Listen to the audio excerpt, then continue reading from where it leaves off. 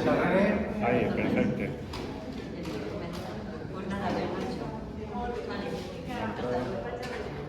Una tercera y... Buenas tardes y bienvenidos al Archivo Municipal. Vamos a presentar hoy la revista Yoixa, el último número, el 193, que es un monográfico que habla sobre todo del amojonamiento aquí en San Joan.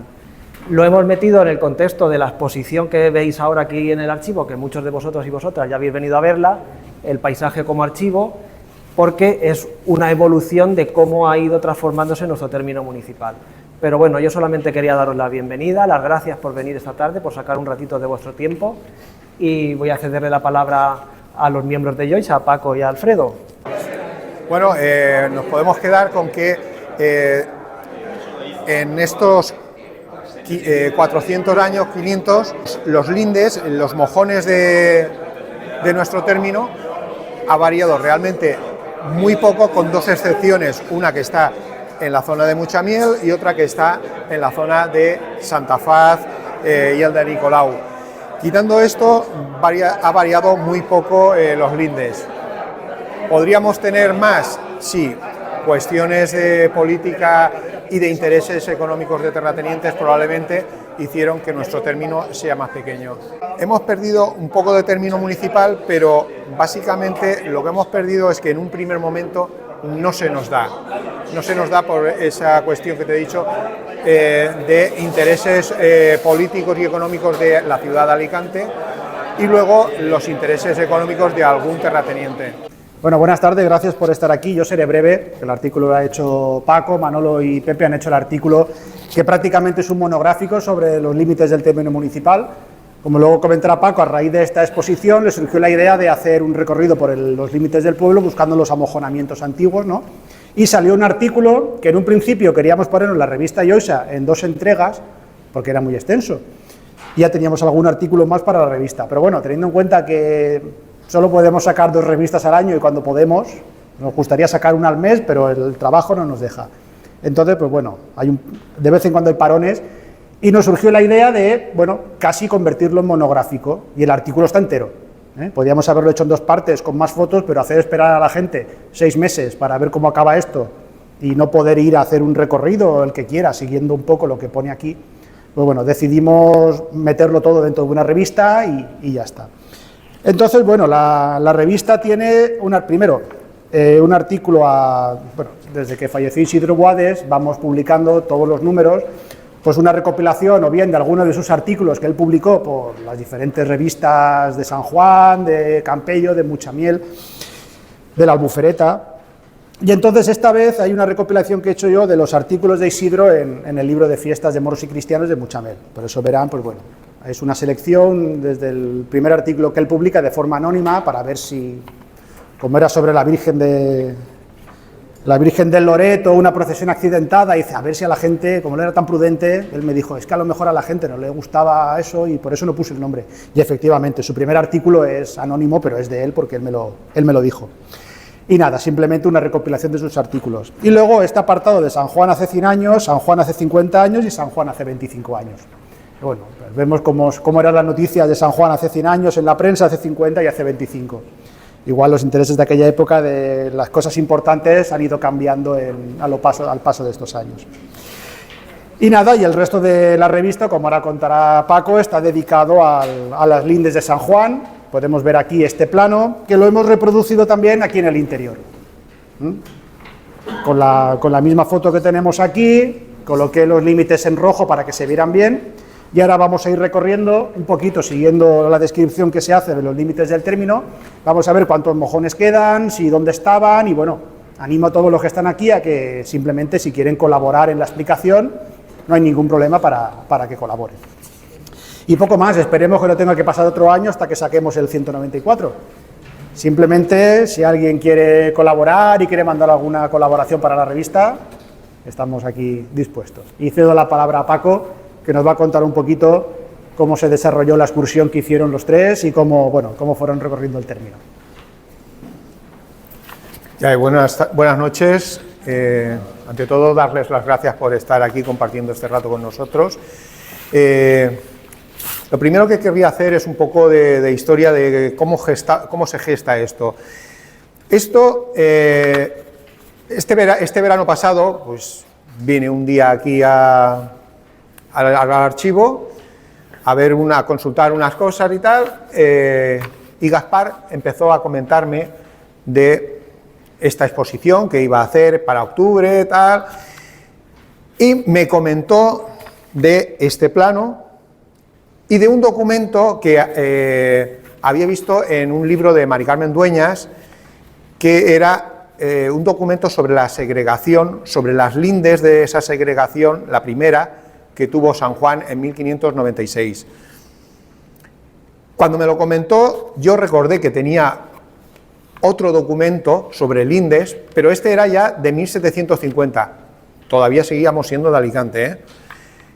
Se lo comenté y me dijo, ay, pues yo ese no lo tengo, a ver si me lo puedes conseguir. Y yo cogí, al día siguiente lo traje, lo estuvimos viendo, estuvimos comentándolo un buen rato, y al final me dice, ¿y por qué no haces un trabajo sobre esto? Digo, yo voy muy liado, esto va a ser complicado.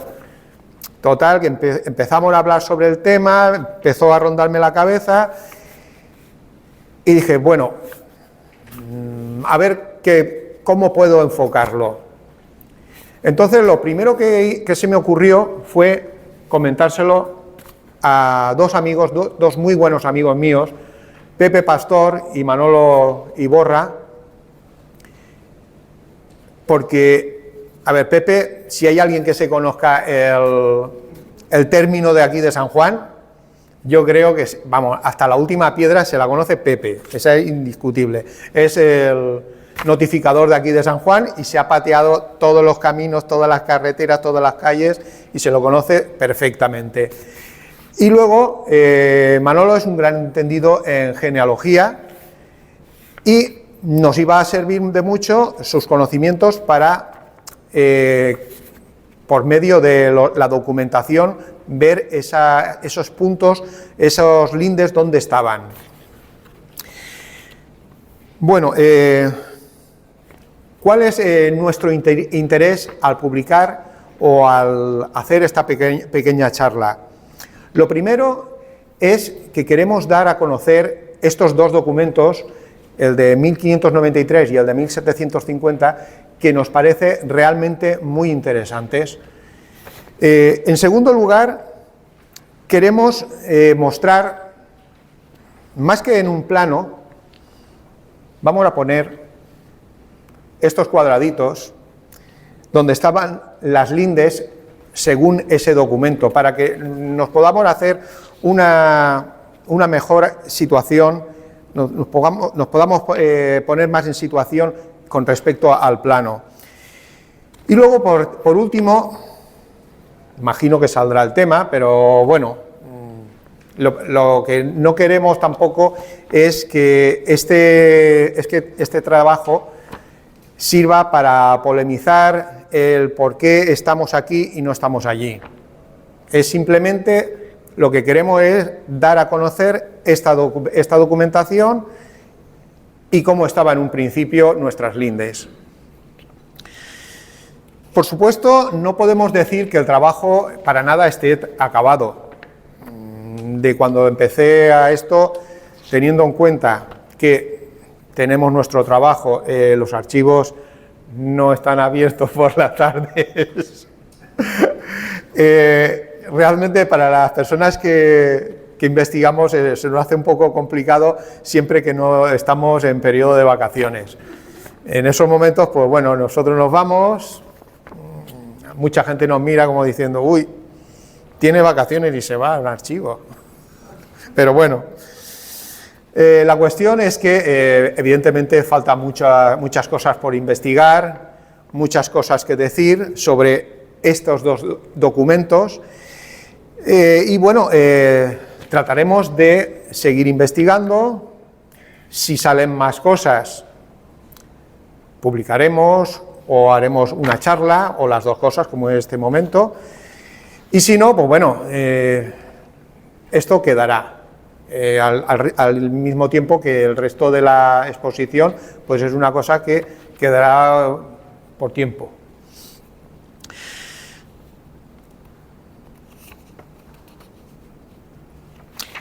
También comentarles que, bueno, en contra de nosotros, a la hora de hacer este pequeño trabajo, actúa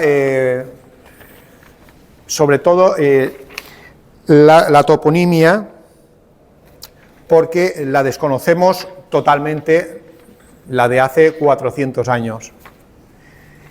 Sí que hemos podido más o menos adivinar, por una serie de nombres que han pasado de generación en generación, e incluso en nuestros días seguimos conociendo esas zonas por esos mismos nombres, pero realmente son muy pocos. Entonces, nosotros verán que llegamos a un punto en que ahí tenemos que parar, porque no hemos podido saber en qué punto estábamos, con qué nombres nos ponían. Desde hablarnos de la finca de una persona que no sabemos quién es, hasta decirnos, y el mojón está al costat de un magraneret bord. Pues bueno, complicado saber dónde estaba ese granado ni de quién era la finca. Entonces, lo único que vamos a hacer es tratar de mostrarles lo que hemos investigado y lo que hemos podido conocer. Lo primero que me gustaría que retuvieran en la mente es este plano.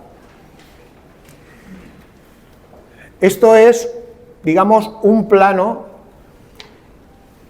sobre la huerta de San Juan. Bueno, sobre la huerta de Alicante, mejor dicho. En un primer momento, eso es la desembocadura del río Seco, y esto es la desembocadura en la albufereta del barranco de Santa Faz. Dicho esto, vamos a ver este plano. Lo veremos bastante a menudo, porque igual ahí es un poco complicado señalar las cosas. Entonces, comenzamos con el documento en sí mismo. Diem i manam que la designació del terme de la dita universitat tinga principi en lo dit molló de la lloma del Senyal, del qual molló, via recta, discorrent per la mateixa lloma e atravessant per lo barranquet de Lloixa, vaya fins lo alt de la lloma de Torres, en la sumitat de la qual s'erigí el primer molló. ¿Dónde estaría este primer mojón? El primer mojón estaría aproximadamente por aquí. Esto es la zona de la Coix, pues más o menos por ahí, que es donde está en la actualidad el mojón, que es las basas estas que hemos visto. No sé si lo ven, ahí hay como un pico, eso es el mojón. Ahí estaría el primer mojón, solo que el primer mojón del que nos habla aquí en el documento porque este dice que vaya fins lo alt de la lloma de Torres, eso ya nos llevaría, sabemos dónde está, todos imagino, el Monte Barón, ¿no? Los chalés esos que hay ahí, los bungalows esos que hay ahí, que parece que se van a caer, parecen las casas colgantes, pues a unos 100 metros o así tenemos el mojón trifinio. Ese es el que divide San Juan, Muchamiel y Alicante. En el documento de 1750 nos dice: Desde la lomita de Paulín, la primera idea que cogimos, que por cierto se lo comenté a Gaspar, es Paulín, Paulinas, ¿tendrá algo que ver? La cuestión es que está allí, está al lado. Entonces nos dice, desde la lomita de Paulín, al cabo que mira al barranco de la Santa Faz, poco más de la mitad de la subida en donde se encontró, bueno, ahí hace una pequeña descripción de lo que es el mojón del último amojonamiento y que dividía los términos de la ciudad de San Juan y Muchamiel. Entonces, ese mojón está, se supone que no arriba del todo, se supone que está subiendo la cuesta, básicamente estaría en el mismo sitio donde está ahora, en la parte de arriba. Si vemos, ahí, a partir de ahí, baja hacia el barranco la parte de la loma. Volvemos al documento de 1596, nos dice, recta via discorriran los límits del dit terme per la falda de la mateixa lloma e per les vinyes de Guillem Pasqual, fins les espatlles de l'hort dels frares del dit monestir de la Santa Verònica, i s'hi ha construït el segon molló en la marge de dita viña. Esto es muy curioso porque en 1750, esto que acabo de leerles es de 1596, y en 1750 básicamente nos dice lo mismo. Corre la línea divisoria hasta otro mojón que se encontró en la heredad de Diego Bernabeu. No sabemos ese hombre quién era. Pero luego nos dice que dista 7 pasos del cauce de dicho barranco, desde donde línea recta corre a la viña de Carlos Bertomeu y a 7 pasos del albeo de dicho río. O sea, que estamos hablando de una zona que es también de cultivo de viña, con lo cual hemos de pensar que las viñas son las mismas. Imaginamos que debería de estar por la zona esta, ahí estaría el mojón, pero bueno, las viñas probablemente fueran todo esto, que es más o menos coincidiría un poco más de lo que era la finca de Llopera. De hecho, aquí en el archivo de aquí de San Juan, encontré una pequeña curiosidad que dice que es el amojonamiento entre la ciudad de San Juan y Alicante. Sin embargo, solamente hay 3 mojones, punto, no pone nada más. El mojón 14 lo cita como que se reconoció como tal el centro del brocal del pozo de la hacienda de Llopera. O sea, en el pozo de allí de Llopera, si hoy siguiera en pie esa finca, tendríamos probablemente en vez de mojón, tuviéramos el pozo como mojón de la linde. Ese documento, pueden consultarlo aquí, está en documentos varios sobre amojonamiento y deslinde. Es una curiosidad más que otra cosa, porque ya les digo, es muy pequeño, pero bueno, no deja de ser una curiosidad y nos da a conocer más o menos por dónde iban los tiros. Después, en el documento de 1596 otra vez, nos dice: a les espatlles de l'hort dels frares del dit monestir de la Santa Verònica s'hi ha construït lo segon molló. De hecho, ya no existe, pero eso era el mojón de Santa Faz. ¿Y por dónde iba, digamos, el amojonamiento? Pues básicamente iba por el cauce del Barranquet. Eso es el Barranquet. De hecho, cada vez que llovían 4 gotas, ya se inundaba Santa Faz. Entonces, el siguiente... Espera. Eso es la calle que está a espaldas del monasterio. Por ahí iba el Barranquet, debería de ir por en medio el amojonamiento, las lindes.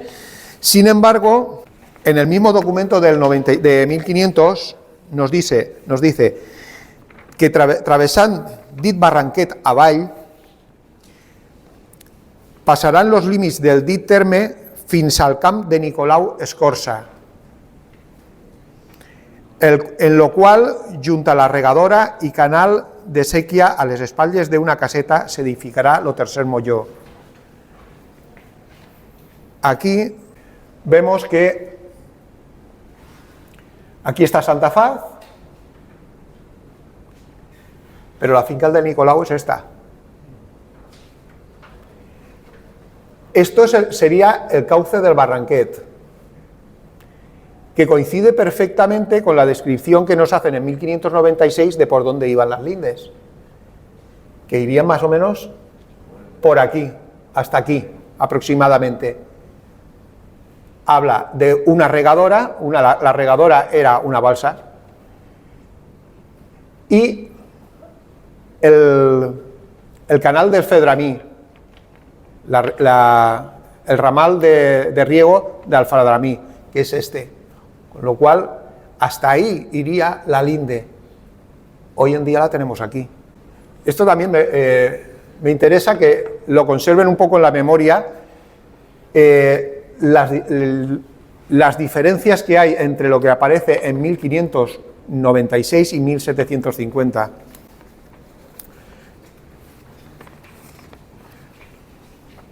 Porque en 1750 ya nos dice: corre la línea divisoria derechamente hasta una muela de molino de aceite llamada Roglón, que está clavada derecha en tierra de la heredad de don Esteban Rovira, a espaldas de la casa de don Juan Bautista Bosch, que dista unos 43 pasos de dicha casa, desde cuyo Roglón corre línea recta dicha división de término al camino que cruza la heredad. Bueno, primero vamos a ver esto.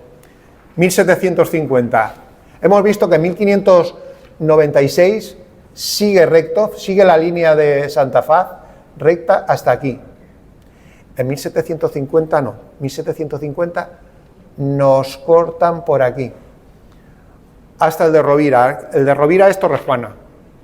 Para el que no lo conozca, Torrejuana, y detrás está la finca Bosch. No tiene nada que ver con el Marqués del Bosch. Marqués del Bosch es la finca La Cadena. Esto era un comerciante alicantino que compró la finca y le puso su nombre. Entonces, fíjense la diferencia. Todo este triángulo, en principio lo hemos perdido. ¿Por qué hemos perdido ese triángulo? Pensamos que, en 1750, esta heredad, de Nicolau, pertenece a la familia Escorcia, que son jurados, gente toda metida en el ayuntamiento de Alicante. Claro, San Juan no paraba de pedir la independencia administrativa a Alicante. Y es que esta gente era de los que decían que naranjas de la China, que no nos iba a dar nada. Imaginamos que en ese momento, cuando se hace el deslinde definitivo y la segregación, pensamos que esta gente diría: mira, yo me quedo en Alicante, no sea que me quede en San Juan y me la líen parda a estos. Entonces pensamos que es una cuestión de terratenientes, de intereses económicos, por la cual toda esa zona se queda para Alicante.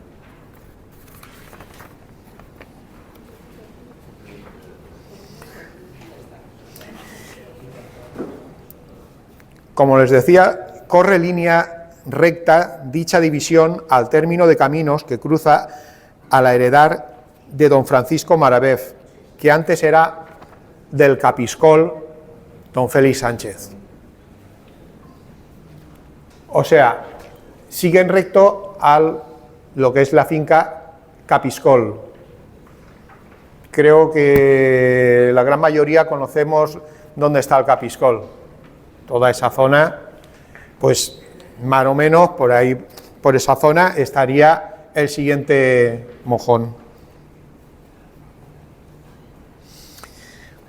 A partir de aquí, el documento de 1596, poco menos que lo vamos a obviar porque es muy complicado, nos mete con unos nombres que desconocemos totalmente. Trataremos de investigar más, aunque es complicado porque de esa época hay muy poca documentación. Pero bueno, a partir de aquí vamos a seguir hasta donde podamos, que tampoco va a ser mucho, el documento de 1750. Aquí nos dice: corre dicha línea a la tierra de Bautista González de Bautista, antes de Josep Orts de Cristóbal,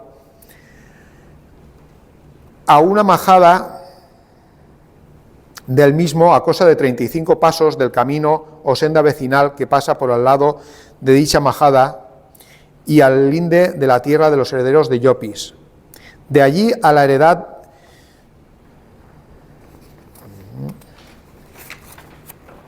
a ver.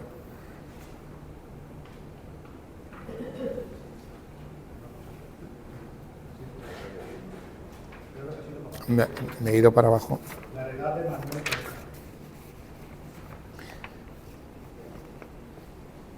Me lo he comido, ¿eh? Bueno, de ahí iría hasta, según el documento de 1750, a la heredad de don Manuel Conca. La finca Conca también más o menos la tenemos presente.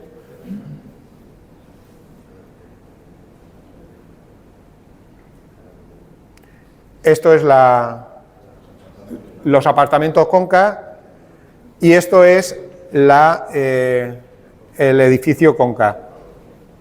Luego, el siguiente mojón que tenemos ya, un poco, más o menos tenemos claro que sería este. Por Descartes nos vienen hacia el mar, o sea, hacia el río Seco, el cauce del río Seco. En el río Seco hace una cosa un poco extraña, porque en un principio se mete dentro del río, pero luego vuelve a salir y luego se vuelve a meter. Imaginamos que eso es la misma cuestión que nos ha pasado allí con el de Nicolau. Debe de ser alguna cuestión de terratenientes, de alguna historia. Tengamos en cuenta que cuando se hace esta división, Campello es Alicante. Con lo cual, ahí debía de haber alguien que dijo, no, yo me quedo en Alicante. Y luego sigue por todo el cauce del río Seco, el deslinde, hasta llegar a Muchamiel. Allí nos dice el documento de 1596, nos dice: passarà l'Odit terme, vora l'Odit riu, fins un molló de Muchamel, construït junt a dos pinets que estan junts a la vora de l'Odit ribàs de l'heredat de Melchor Vallvidrera. I via recta discorrirà l'Odit terme de la Universitat de Sant Joan i Benimagrell, por los mateixos mollons de Muchamel, que fins avui partien los termes de la dita universitat y de la ciutat d'Alacant. San Juan no existía. Este documento, cuando se pone, Muchamel ya tiene su independencia, pero San Juan todavía no. Y aquí, muy importante, dice, es a saber que desde aquí, desde la salida del río Seco, fins la torre derrocada dita de Benitía y de Cedrelles. ¿Dónde estaba la torre de Benitía? Buena pregunta. Benitía es todo esto. No tenemos ni idea de dónde estaba la torre de Benitía. Pero Muchamiel tiene dos torres en el extrarradio que son de control. Son control de flujos de personas, de animales, de ganado. Una torre Paulinas, imagino que lo conocen todos. Ahora imagínense Torre Paulinas, el arco que hay en la entrada no estaba ahí, estaba en la carretera.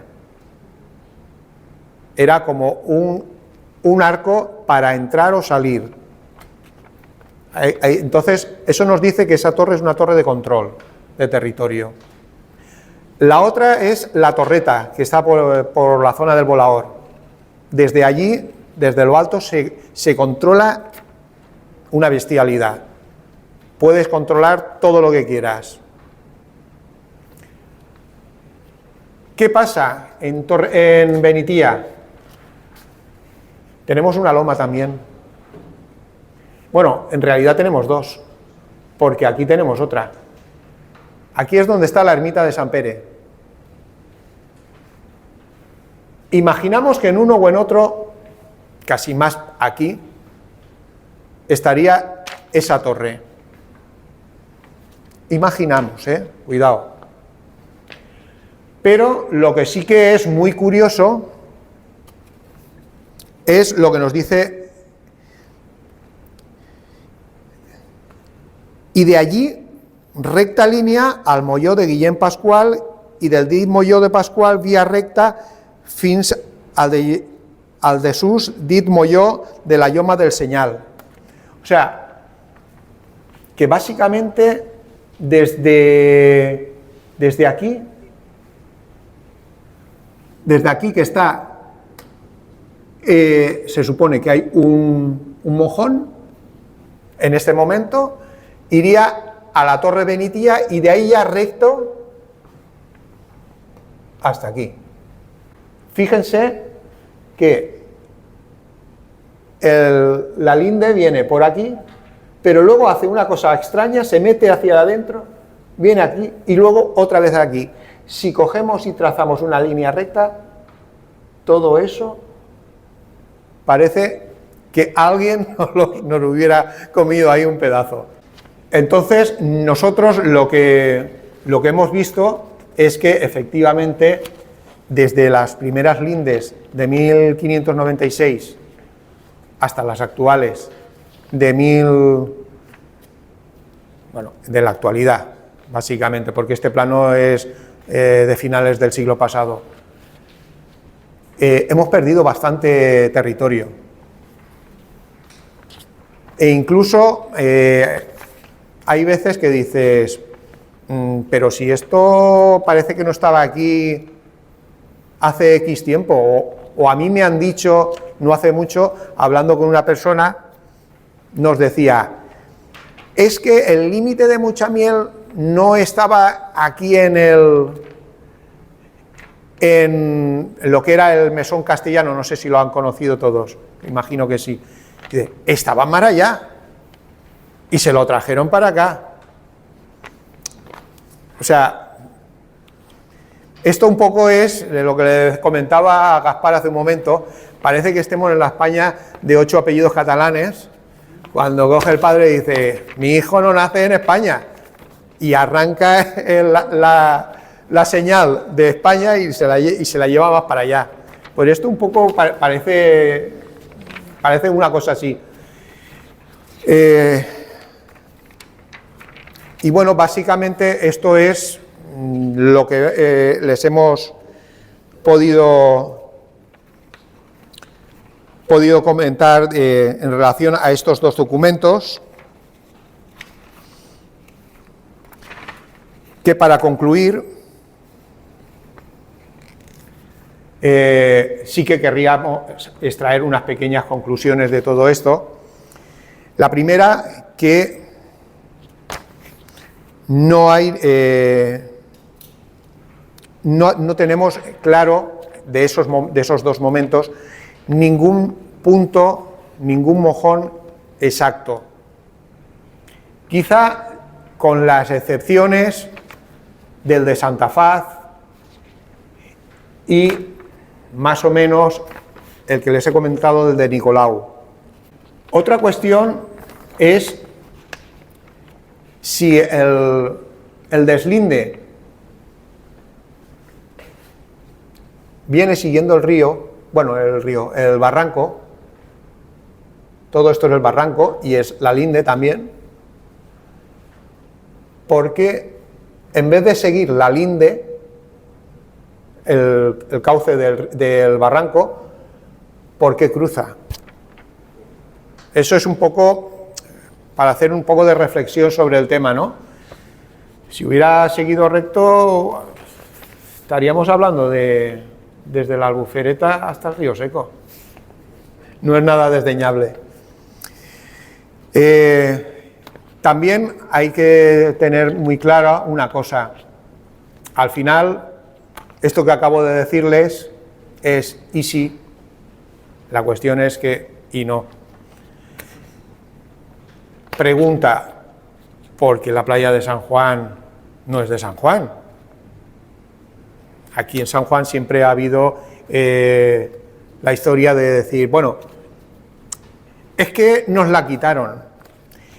Es que en un primer momento no era, pero luego se dijo que había no sé cuántos años para reclamarla y no se reclamó.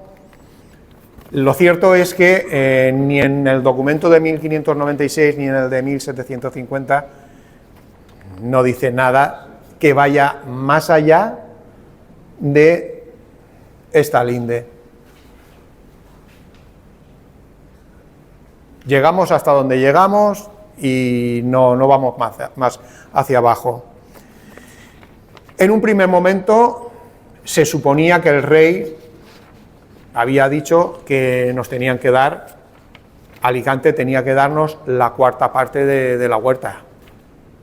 Alicante pleiteó y al final le dan la razón a Alicante, porque Alicante esgrimía, no sin razón, que hombre, ellos eran 1.200 ciudadanos, 1.200 vecinos.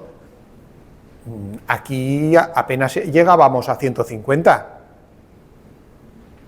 ¿Cómo a estos les vas a dar la cuarta parte de la huerta? Y al final el rey dice, tiene razón. Pues mira, el gobernador que marque las lindes, y lo que marca es lo que nos han dado en 1596. No hay mucho más. También quería comentarles un hecho un poco curioso, y es en el documento que tienen, creo que es en esa vitrina, sobre el pleito de segregación. Ahí se habla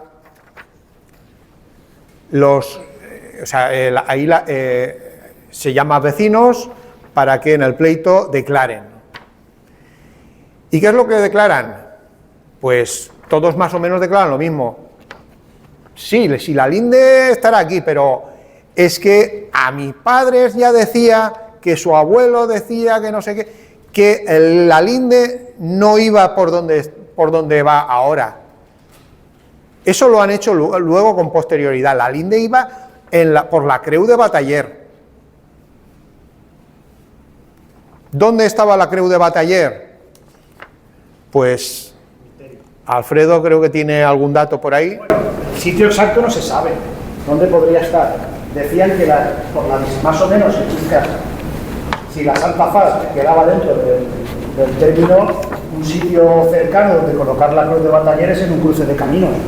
Había una cruz en el camino viejo de Elche en la zona donde hoy está Lorenzo Carbonell, Tomás Aznar Domenech, donde está el Puerta de Alicante, por ahí más o menos, había un cruce de caminos, el que bajaba a San Gabriel, que es la calle Julián Besteiro, por ahí había una cruz.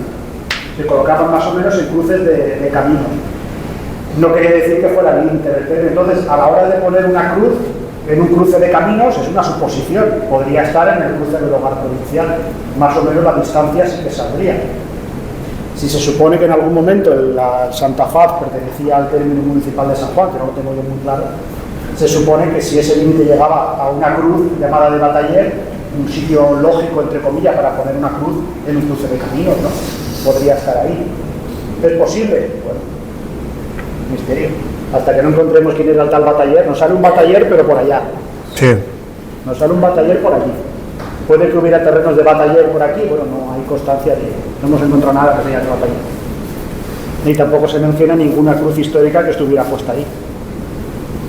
Claro, la cuestión que tenemos es esa, que en ninguno de los dos documentos aparece esa linde en la cruz de Bataller, lo cual nos diría que teníamos muchísimo más tierra. Pero bueno, básicamente Santa Faz sería nuestro. Eso no lo iba a permitir Alicante. Estaba de moda tener milagros, imágenes milagrosas y tal. Es por eso por lo que Alicante dice, Santa Faz es mío. Pero vamos, eso ya lo dice en 1596. San Juan sí que parece que litiga, porque se separa por segunda vez para conseguir. Dice, no, es que nuestro término era más para allá. Pero realmente lo que están luchando Alicante y San Juan es quién se queda a montar la feria de Santa Faz, quién monta el mercadillo que hoy conocemos. Entonces, al final que se dice, bueno, San Juan consigue de parte del rey que le den la feria de Navidad, que la monte San Juan en el Barranquet, es decir, aquí, donde está el hotel Santa Faz, eso es la zona del Barranquet, consigue que el rey acepte que San Juan monte la feria. Realmente San Juan lo que quería era conseguir el dinero de la feria. Alicante le prohíbe montar una feria de Santa Faz el día de Santa Faz. Y eso es competencia de San Juan hasta el día de hoy. De hecho, Alicante no lo hace. La feria de Santa Faz se monta en nuestro lado. Alicante pone 3 paraetas y ya está. Alicante montaba su feria de Santa Faz en la plaza del ayuntamiento hasta principios del siglo XX. Eso lo cuenta Enrique Cutillas, creo. Alicante tenía su feria de Santa Faz en la plaza del ayuntamiento y San Juan tenía su feria de Santa Faz en su lado del término. Parece que dice que San Juan dice, bueno, al final yo he conseguido lo que me interesaba, que era quedarme con la recaudación de los puestos de la feria. Pero no dejamos de reclamar que nuestro término se nos devuelva tal y como estaba en la primera segregación. Eso dicen. De hecho, no podía entrar el alcalde de San Juan con distintivos, creo que era... No podía entrar con la vara de mando y alguno hizo la entrada con la vara de mando y le detuvieron, o sea... Por eso cuando sale la Santa Faz que viene a San Juan, el cambio de la Santa Faz, de los de Alicante a los de San Juan, se hace justo ahí en el Barranquet.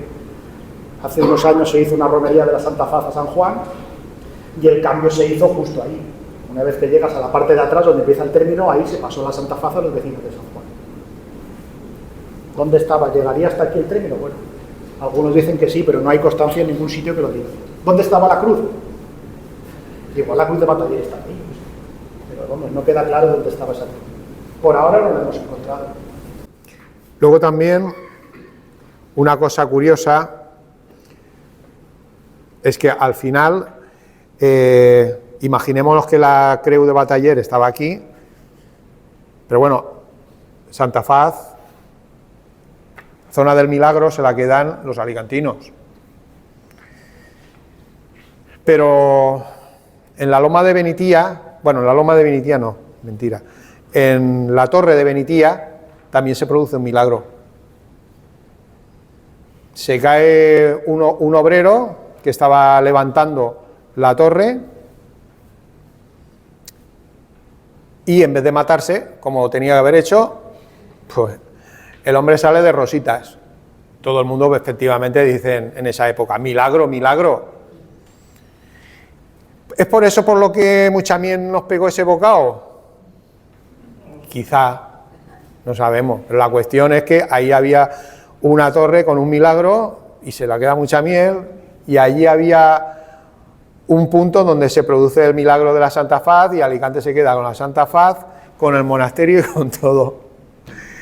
Y bueno, yo creo que poco más tenemos que decir al respecto de este pequeño trabajo que hemos hecho. Únicamente comentarles lo que les decía antes, seguiremos investigando a ver si sale algún documento más, algo más que se pueda decir, o si por el contrario no se puede decir mucho más. El problema que hay es lo que les decía hace un momento. Los nombres no hay manera de pillarlos por ningún lado. No sé, puedo comentarles así a modo un poco rápido.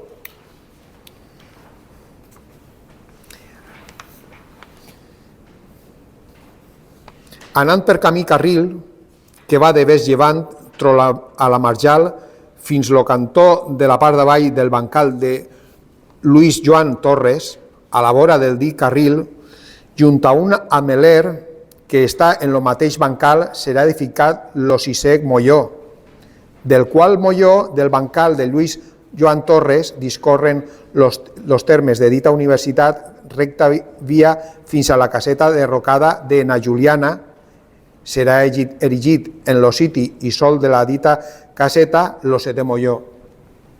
No, es que no hay por dónde pillarlo. Que si cerca de un almendro, que si detrás de la casa de alguien que no sabemos ni quién era. Complicado. E incluso, para más INRI, pues bueno, este documento de 1596, en Alicante los protocolos notariales, que es de donde podemos sacar mucha documentación sobre situaciones, sobre casas, sobre propietarios, claro, empiezan a hablar desde 1720, creo que es una cosa así, ¿no? 1710. Con lo cual el trabajo se complica. Pero bueno, trataremos de seguir adelante hasta a ver hasta dónde podemos llegar. Y bueno, creo que únicamente darles las gracias por haber venido y bueno, si tienen alguna pregunta o alguna duda. Simplemente comentaros que el próximo domingo, día 9, domingo día 9 a las 11 tenemos con el ayuntamiento organizado una visita por las torres, creo que. Visitaremos, creo que es Torre Ansaldo, Salafranca y Torre Bonanza. Haremos un paseito por ahí. De cara al 16 de febrero, del 16 de marzo tenemos otra ruta, pero la del domingo día 9 la haremos por las torres. El ayuntamiento lo difundirá, no tardará mucho en difundir. Ya lo he difundido. Lo ha difundido ya, ¿no? Estaremos por ahí. La inscripción para solicitar el proyecto. Eso lo aprovecho ahora. Muy bien. Una pregunta, ¿cuándo se produce la separación de Alicante? ¿El qué? Formalmente. ¿Lo qué? Digo, ¿cuándo se produce la separación de Alicante formalmente? 1779. Sí, en un primer momento se separa en 1596, que es el primer documento que hemos leído, pero ahí se produce un problema. Alicante dice, ¿te separas? Me parece muy bien, pero el pantano de Tibi te lo he construido. Si te quieres separar, a mí me lo tienes que pagar. Bueno, mentira, no lo pagaba Alicante, lo pagaría al Estado. Claro, San Juan se encabota y dice, sí, yo me voy. Pero cuando se va ve que, por un lado, le cuesta pagar. Por otro lado, en 1610 se produce la expulsión de los moriscos. Claro, los moriscos son los que estaban trabajando la tierra. Cuando ellos se van, aquí en San Juan no queda, igual que en el resto de España, no queda gente que trabaje esas tierras. Esa es la cuestión por la que en España hay muchos pueblos despoblados, que son moriscos, porque la gente cuando se va, los moriscos cuando se van, no queda nadie para trabajar esas tierras, la gente no quiere trabajar la tierra. Claro, ya tenemos el problema de un pantano que hay que pagar, unas tierras que hay que trabajar que no quiere trabajarlas nadie. Es un problema muy gordo. ¿Qué pasa? Que al final San Juan hace un tratado una concordia de agregación junto con Muchamiel para Alicante, porque Muchamiel tiene el mismo problema. Entonces, volvemos a pertenecer a Alicante, San Juan vuelve a ser una calle de Alicante, pero cuando volvemos a Alicante dice, pues ahora me la vas a pagar todas juntas. Y empieza a estrangular prácticamente a toda la gente de aquí a base de impuestos, de sisas y de todo. De tal manera que en 1614 se firma el tratado de adhesión a Alicante, de agregación a Alicante, y en 1625, oh sorpresa, 11 años después, San Juan dice, mira, que me voy, caiga quien caiga, aquí no hay quien aguante. Lo que pasa es que Alicante dice, no, esto no es un juego, tú te has ido, has vuelto, pero ahora no te vas a volver a ir. Y entonces se establece un pleito que llega hasta 1779. 79, donde ya es la segregación definitiva. ¿Y con esos márgenes que han expuesto? Básicamente, quitando el margen de la balsa de Nicolau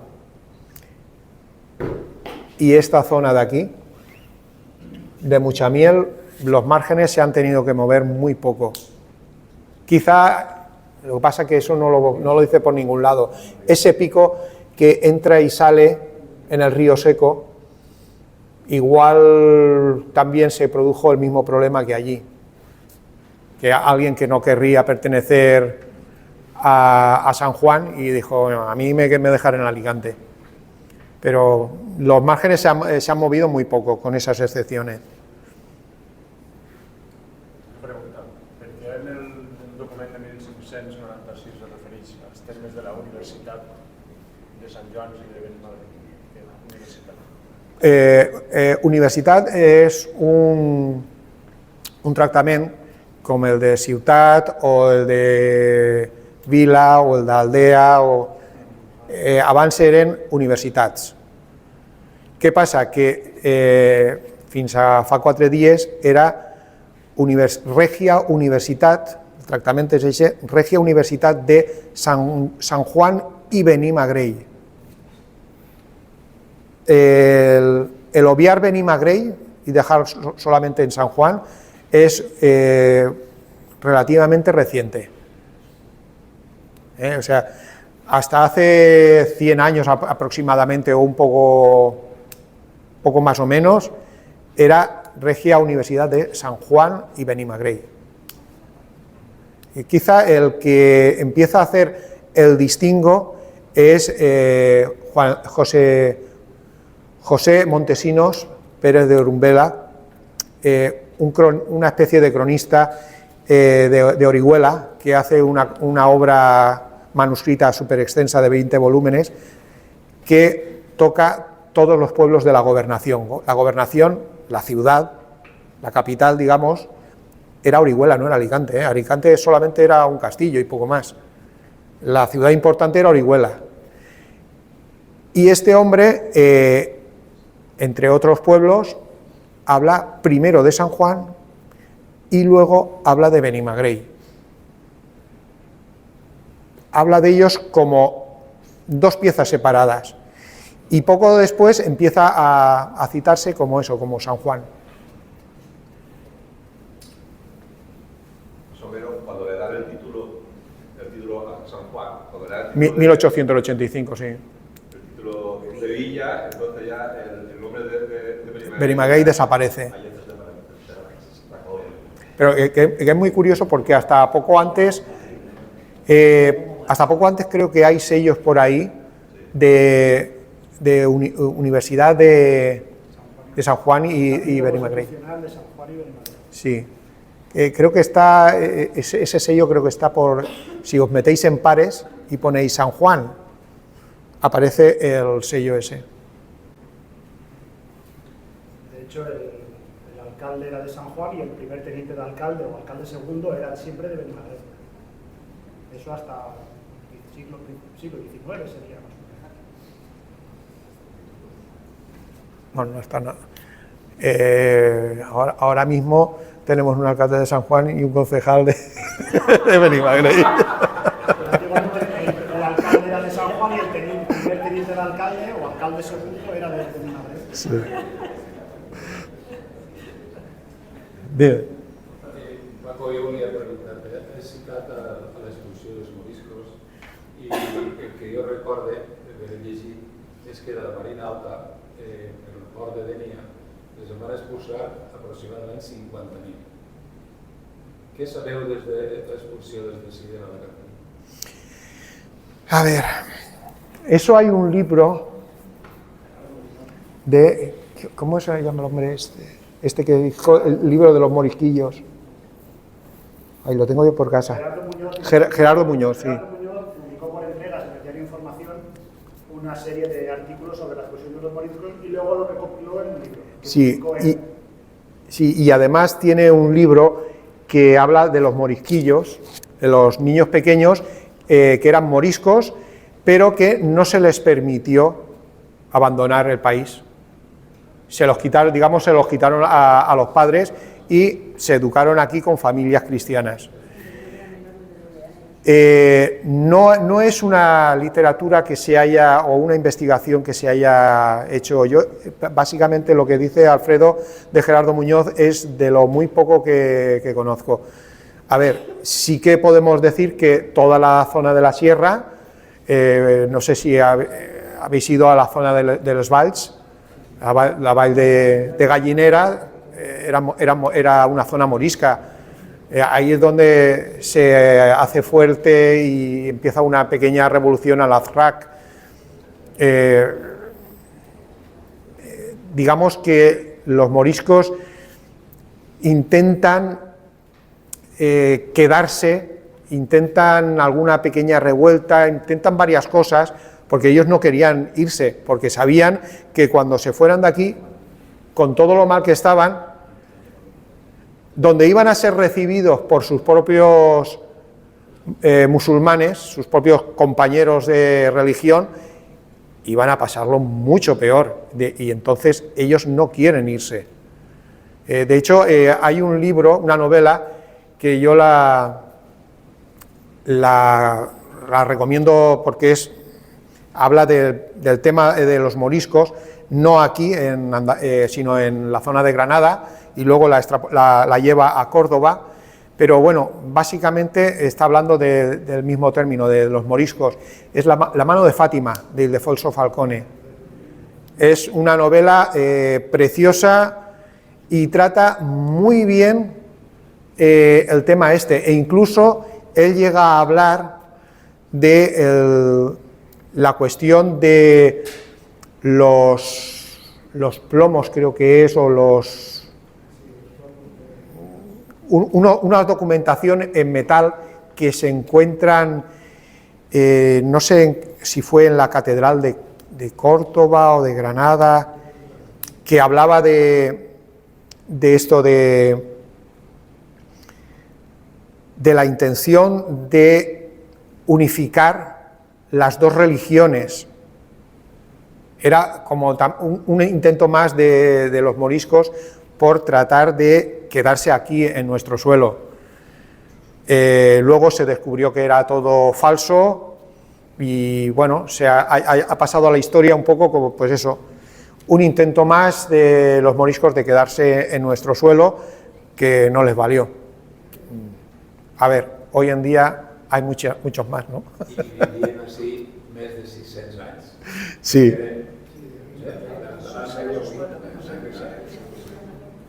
Sí, però bueno, si fa no fa, ara n'hi ha un fum més, ¿eh? ¿Alguna pregunta más? Bueno, pues yo creo que entonces, mira, lo hemos clavado, ¿eh? Bueno, pues muchas gracias por todo.